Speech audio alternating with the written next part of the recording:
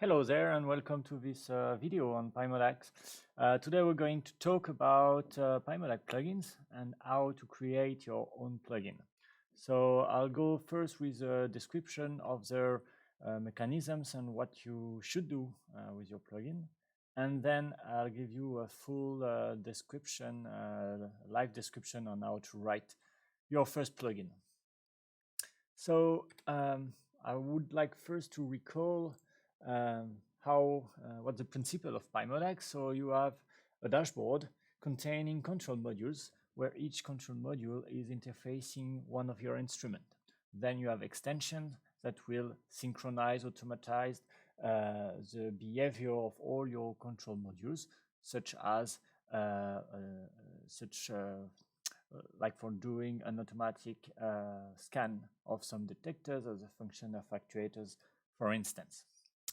All right, but what's behind a given control module? So a control module is linking a real instrument with a user interface, a computer user interface, where there can be actions and settings entered by the users. And in between, there's actually a plugin. So that's where your job is, because I've written down many plugins for my usual instruments here in my lab. But of course, you will have others and other needs, and you have to know how to write your plugin for PyMoDAQ in order to make it full up and running. But what is inside a plugin? Actually, I made it so that your life would be very, I hope would be the simplest to write this plugin. So basically you start from the interface here and you go down, then in the plugin there will be a complex base class, a Python class, that will deal with all the communication between the interface and your plugin, and from your plugin to the user interface. But you don't have to know about it or to write stuff about it because it's already written. And your plugin will use inheritance mechanism to get directly all these features included. And again, you don't have to worry about it. And then your plugin will just achieve communication with your instrument using whatever the manufacturer gave you. It could be a Python wrapper, easiest, a Windows DLL or .so file for Linux, like a library of function. It could be some .NET or whatever it could be, serial communication, for instance. And that's where we're going to look at more in detail later. Okay, so your job is to write down this simple plugin. Okay, so how do you get started by doing so? So again, I try to make your life easier, and on the main GitHub web pages for PyMoDAQ, you'll find a repository called PyMoDAQ plugin template, containing already like fake plugins with gaps where you have to fill down the necessary information for your instruments. Okay, what is inside a plugin repository? So there's many plugin repository for PyMoDAQ, at least all the ones I've written down, and they all share the same structure.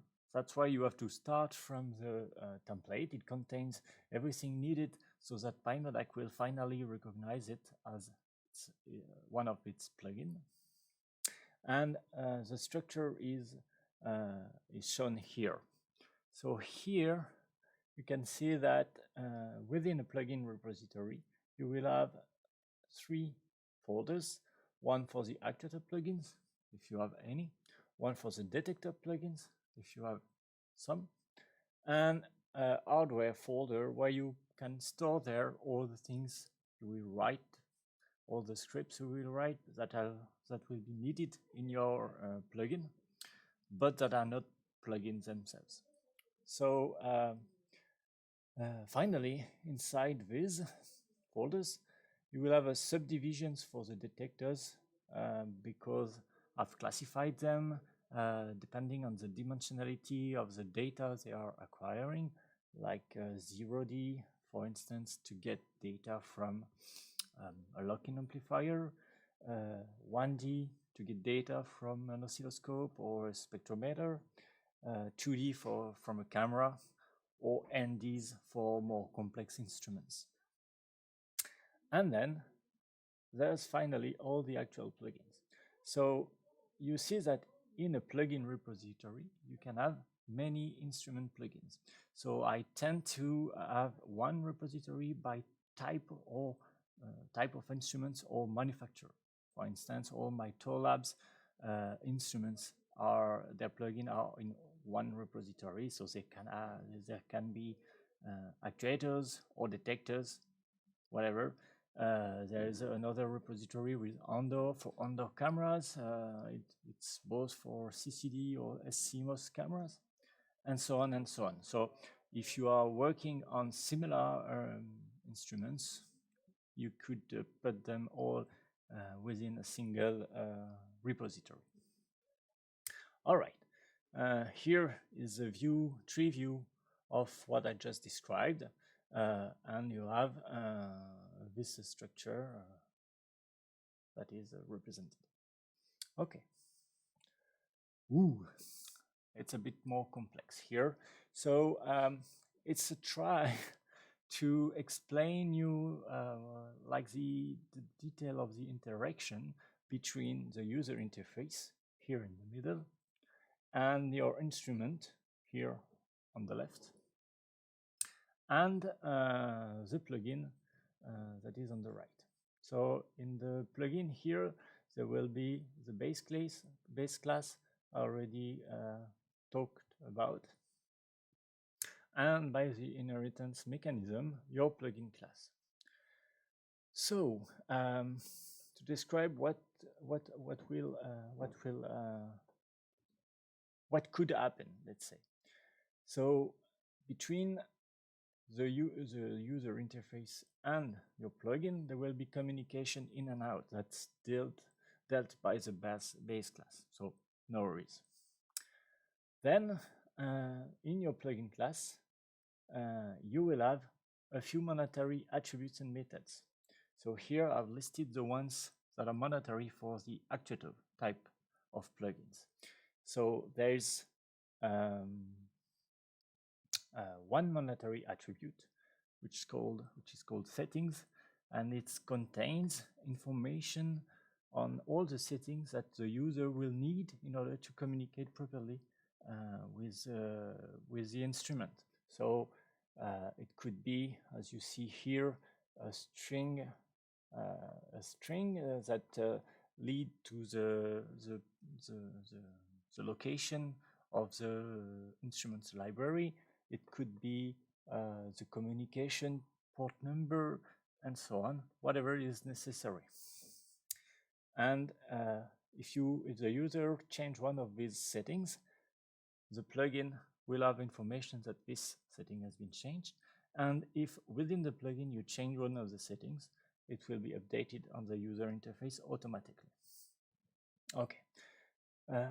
The few others methods that are monetary in case of an actuator is the init stage, so enable communication, a move apps method that move to target position in whatever units your controller is working, move rel for relative steps, a stop motion, and a check position to get the position or the actual value of your actuator from the controller.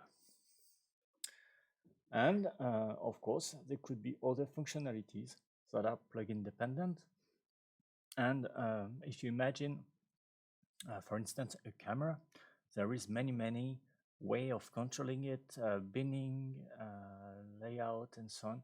So you may have many more things to do in your plugin, but the minimal requirement will be these. Okay, so let's move on.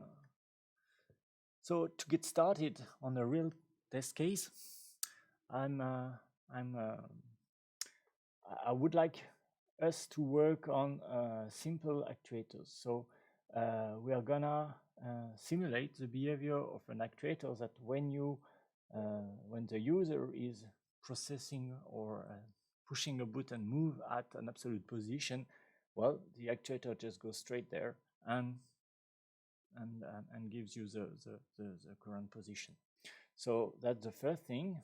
And then we will look at a more advanced actuator that when the user click on the move at, the actuator goes to the target position, but with a certain characteristic time tau that the user can change. All right, let's try that. So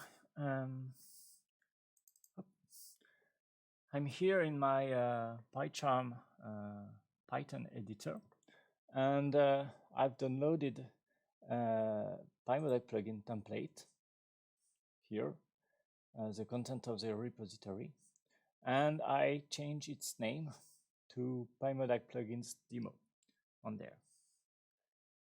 And the first thing I will have to do is to remove all the things that I don't need. So all these, for instance, I could remove. And if I look at the DAC move template that is within, well, you will obtain this, where there is to do things for you. So some words on your plugin structure. So a plugin is a class, a Python class, that will have a name that will be printed on the user interface. So at the place of template here, you will just change it by the name you want to show on your user interface. So for instance, could be demo or demo tau for the characteristic time tau, we'll see later. And you'll see here that this class inherits from the DAC move base class that I've explained before. Okay. There will be settings. I've mentioned the settings. You can add them here, and we'll see later how to do it. And if you look for all the to-do things, you'll see where you have to actually change things. So there is a method check position, which is one of the mandatory method. And here you will have to call a given method to check the position, to read the position from your instrument. A close function, same. That we'll talk later. In the ini stage, you will have here things to do. Well, just initialize a class to discuss with your instrument. We'll see again later how to do it. So at least one example of how to do it. Very important, the move absolute method. And here you have to put down your method to set an absolute value of your actuator, your method to set a relative value, one to get to non-reference if there is a possibility with your controller, and finally, if it's possible as well, a method to stop position. Okay, so how to do our simple actuator. So in the hardware folder, in the demo here, I've put down a script called demo wrapper, which contains two classes, the class actuator wrapper and the one with tau. And this would mimic what you would have to do in order to get a Python object to use in your plugin, but with their inner but within it, it could be very complex communication with your instrument. It could be Python directly, serial communication through a DLL, or whatever is needed. Here it's just a fake instrument, and I've written this just in regular Python. So just for a quick view, this plugin, this actuator wrapper is emulating a few methods. Open communication, that would be the mandatory first step. Here it just returns true. It means that it will open the communication, whatever. A method called moveAt. So it will just take the argument and set it for the target value and its current value. Nothing very important for the stop, and the get value, which will return the current value we've just set with the moveAt. So this is a very, very simple instrument that we've written down here, and we'll see how to use it in our plugin. Okay, so I'll go back to DAQ move demo, the script for the simple plugin. And the first thing I have to do is to call this wrapper. So this is in the header section of my script. And in there, I'm calling from the hardware folder within the dmove wrapper script the class actuator wrapper that will be the Python object that I will use in order to communicate with my instrument. So there will be no settings for the moment. And the first thing to do is to actually finish to complete the initStage method. Okay, so here in the section to do for your custom plugin, we will give self-controller will be equal to the instance of this wrapper I've just showed you. So later on, we will just code any method of this wrapper that will be referenced within your plugin in the variable controller, self.controller. So for instance, once it's activated here, I can call the first function, the first method, which is open communication. And if everything is fine, I will return that the controller is initialized so that the DAQ move user interface is happy and up and running. If something fails here, we'll get there and there will be a false initialization. All right, so in here it should be okay for the initialization. And the next things to do is to know where your actuator is, what its position. So for that, we can have a look on the list here of all the methods of my class. And there is a method check position, which is the other mandatory one. Okay, so within this method check position, I have another to do for your custom plugin. And if you remember in the template, check position in the template was calling your method to get the actuator value. So in the demo here, my controller object here is actually my dmove wrapper, and in there I have a method called getValue that will return the current value of the actuator. So in here I have to replace this by getValue. So of course here this is simple, but you will always have some kind of function in the library of your instruments to get this position. It could be more complex, it will be more complex than this, but in the end it will be very similar. If you don't know where to start actually with your library, you can really have a look at all the various plugins I've written, and they are illustrating many different kind of communication using serial, .NET, DLL, and so on. And you will find what you're looking for probably by digging in PyMoDAQ's existing plugins.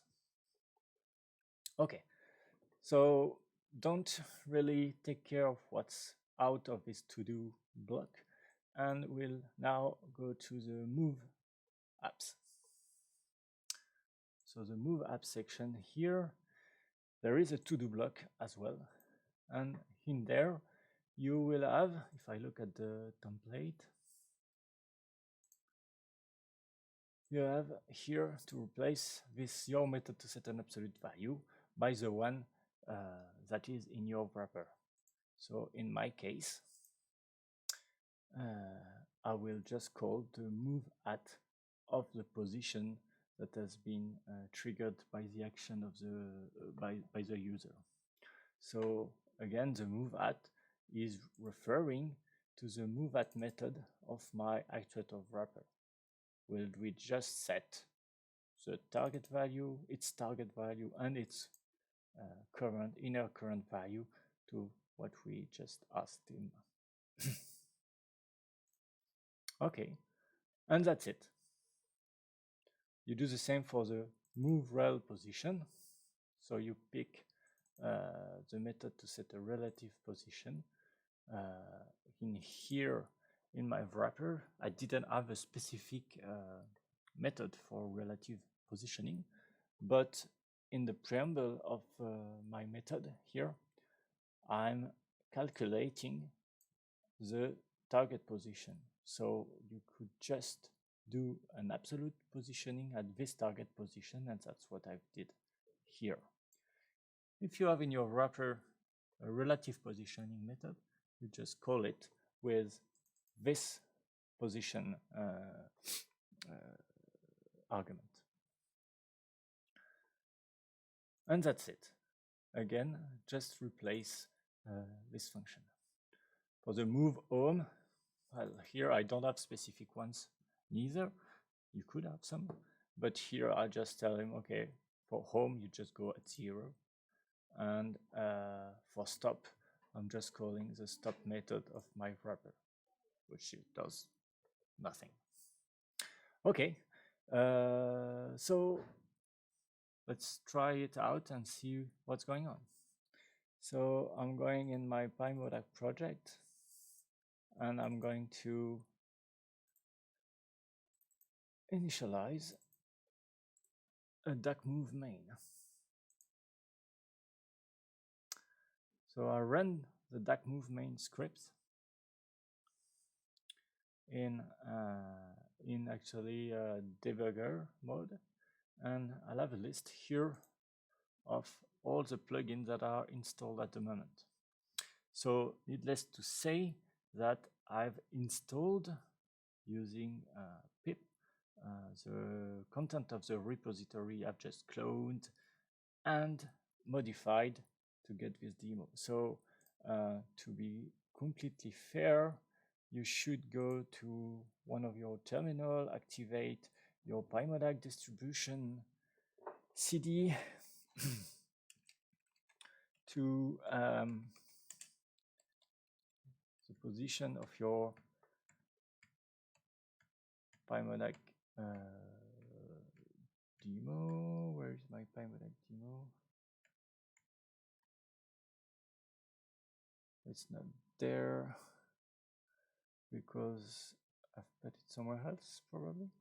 Well, anyway, let's say you go to this one I've called Newport, and you just do a pip install dot. So it will install the content of your plugin you just modified. If you are in the process of modifying your plugin, you would like to have the content in your computer, on your computer, and you would like to modify it, and that this modification is directly impacted on the program. If you just install it like this, Python will copy the content of your repository within its own folder structure, and the modification you do on your initial plugin will not be impacted. So if you want that to work properly, you will add an option -e before the dot, and that tells Python to install your repository in developer mode or editing mode here, so that whatever the modification within PyMoDAQ plugin's new port here is done will be reflected within the Python distribution. So that's how you should do it. Pip install -e dot. And so you can modify things here, and that will show up straight in your program. Okay.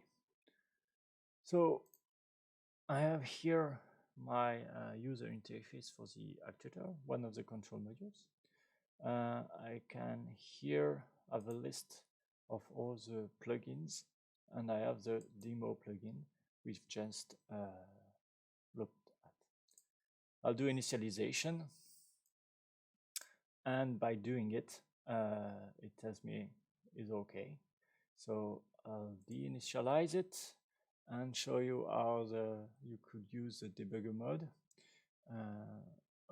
So I go in the DAQ move demo here in the ini stage step, and I put here a stop block in here.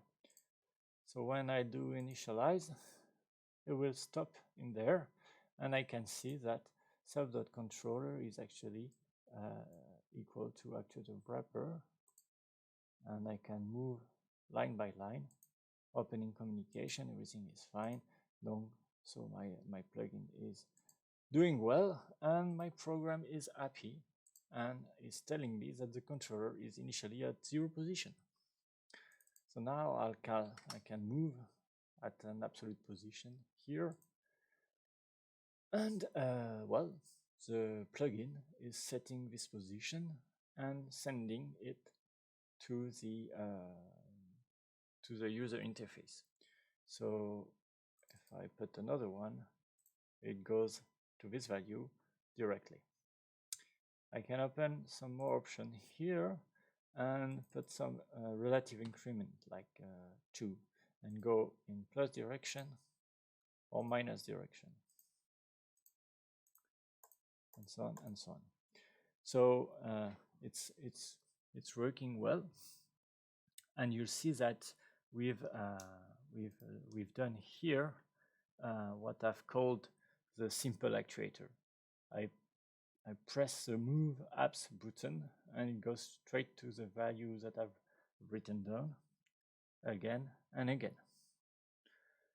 So now we're going to see how to make a more advanced actuator that is trying to simulate a real behavior of an actuator and entering some more settings that your user could add. So we'll add a setting called toe that will be a writable setting.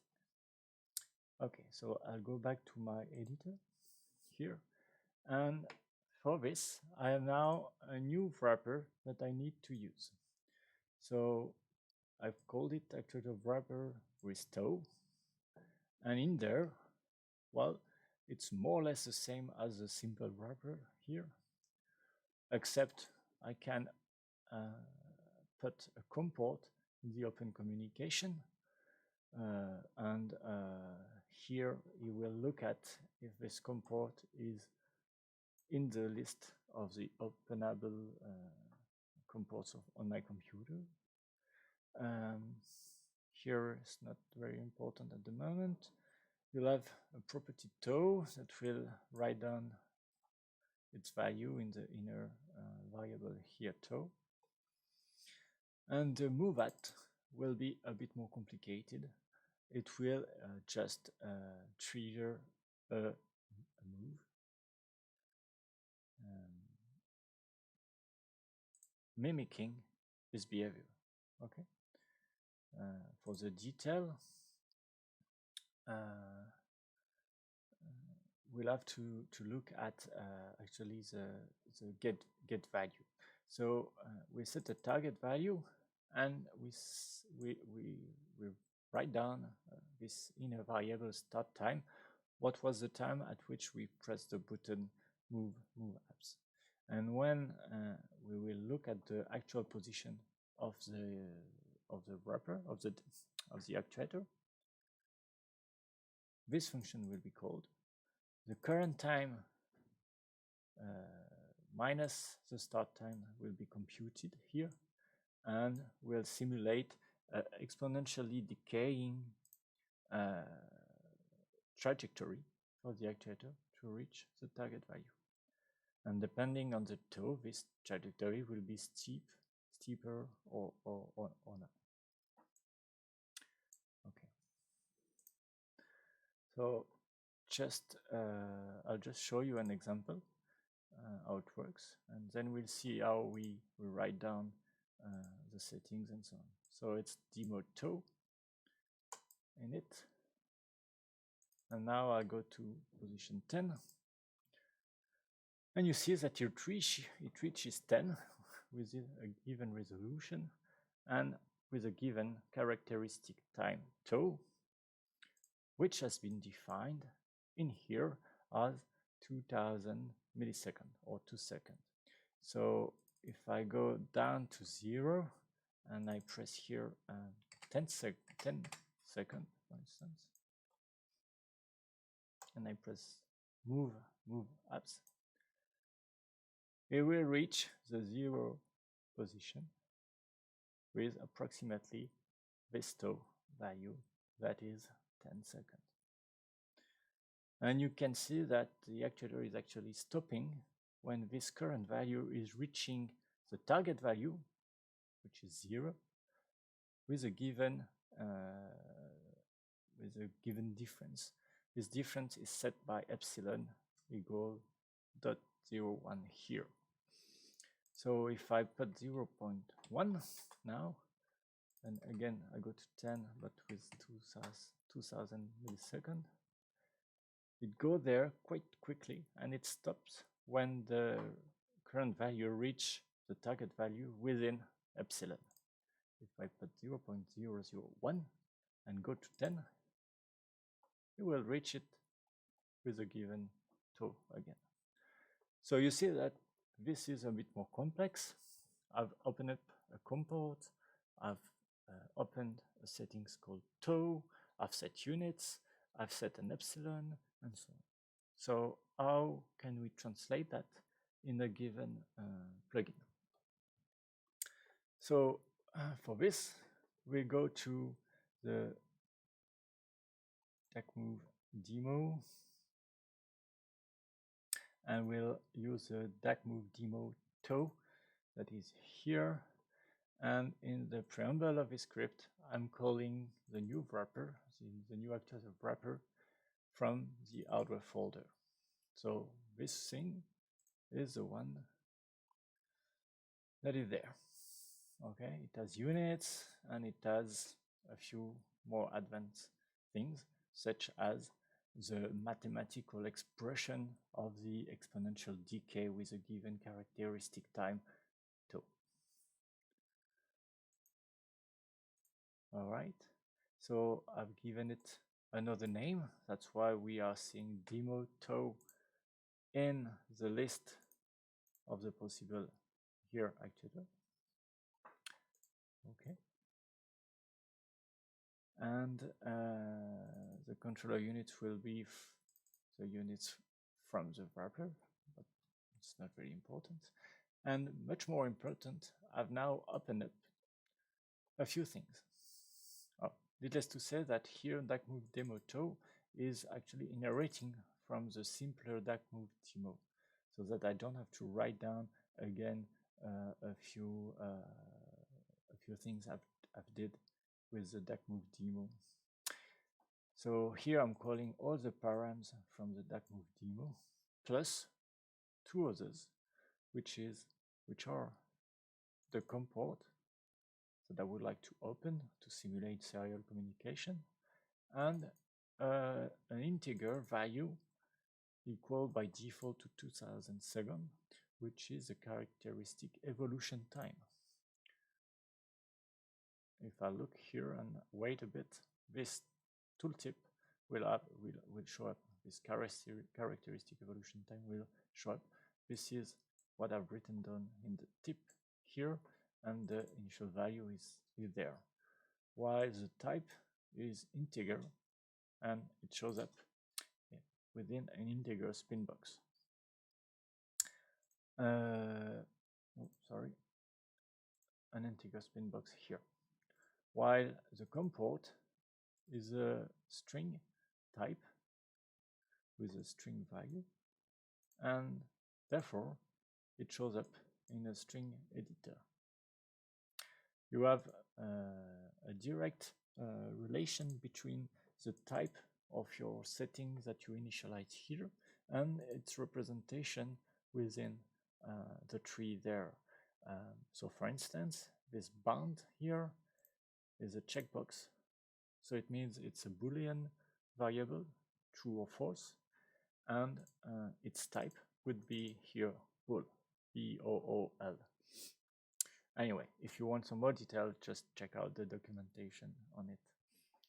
Okay, so I've opened up these two things here, and because I did that, they are showing here toe and comport.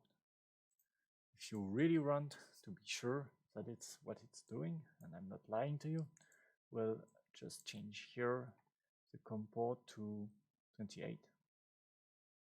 Why not? And we start the DAQ move main.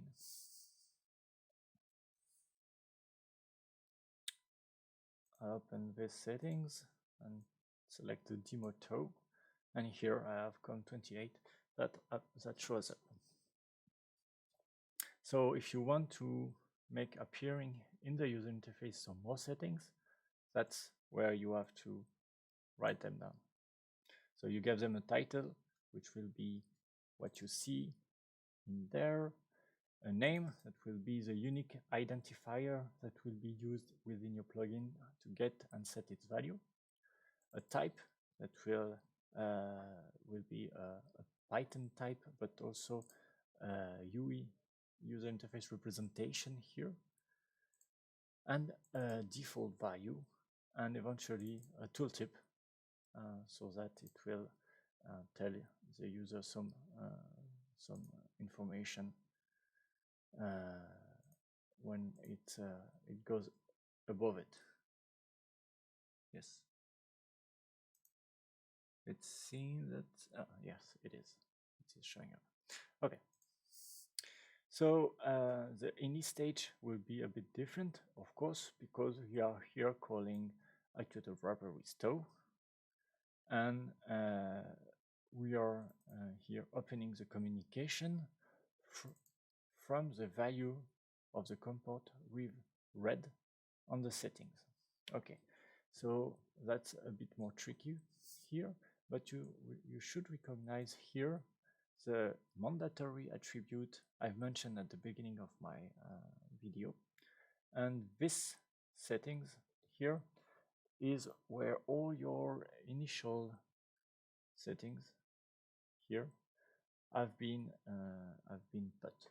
Okay, so here it's a list of dictionaries, but when the class is initialized, it's transformed into a Python object of type parameter that is described in the PyQt graph library I'm using. Okay, so if I want to read the value of the comport, I have to call the method child of settings with its unique name, and then call the method value. So here, comport, we'll have a look and see what would be the value of that. It's COM28. So comport will have this value that is read from the settings. And the content of self.settings is completely synchronized with the content of the tree on the user interface. All right. So then the communication is opened and everything is fine. So now we'll need to check position, but where is check position? If you look carefully here, I have only a few methods in it, commit settings, init stage. Where are those other mandatory settings, mandatory methods? Well, they are within DAC move demo. Because I inherit here from this class, I also have all the methods of this class automatically present in my new class. So when I look at check position, okay, well, it will be actually the check position of the inherited class that will be called. But because it should call get value, I have to make sure my new wrapper is also having a get value.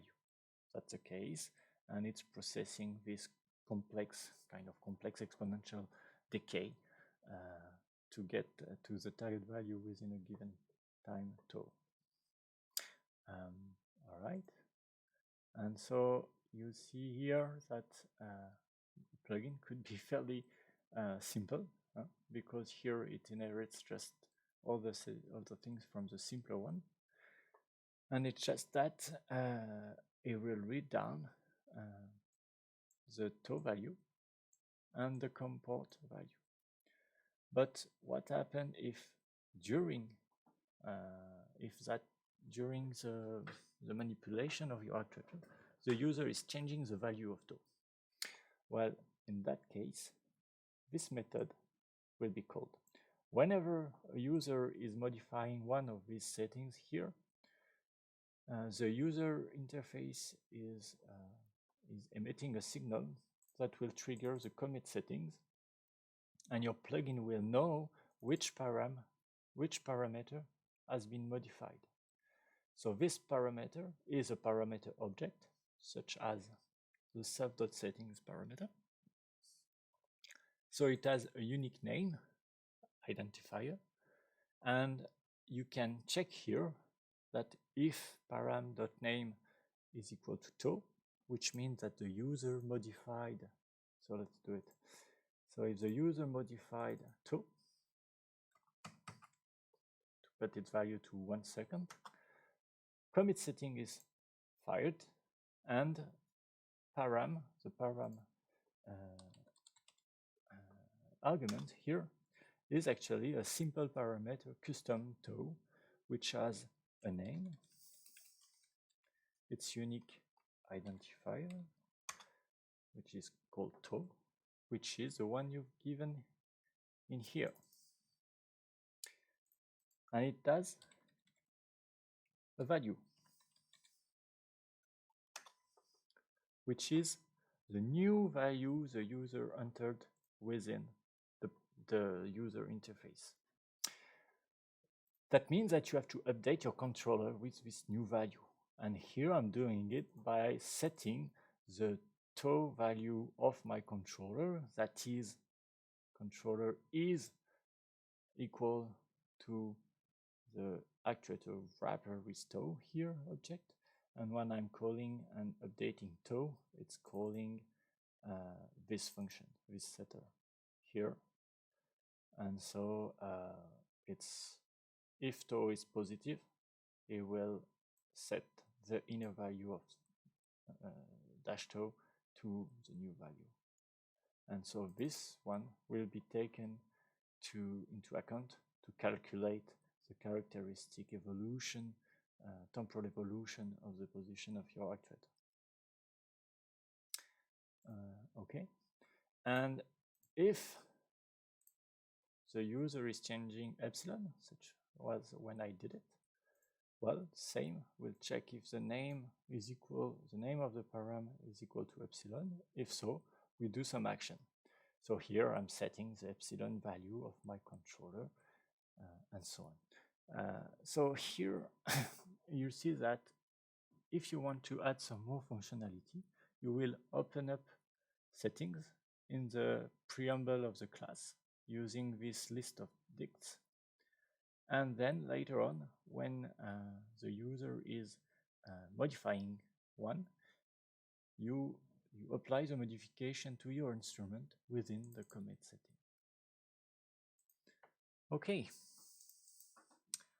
All right. So I tried in this video to show you what's behind the scene in a PyMoDAQ plugin, how it's working, and how you could start from one of the templates to write down your own plugin, opening new settings, and triggering these settings on your instrument using PyMoDAQ's functionalities. Well, now it's up to you to start your plugin. Here we focused on the actuator plugin, which is simpler than the viewer plugin, but the same thing applies to it. And you can just have a look on the template for the viewers as well. Well, thanks for your attention, and I'll tell you, I'll see you soon for another video about PyMoDAQ.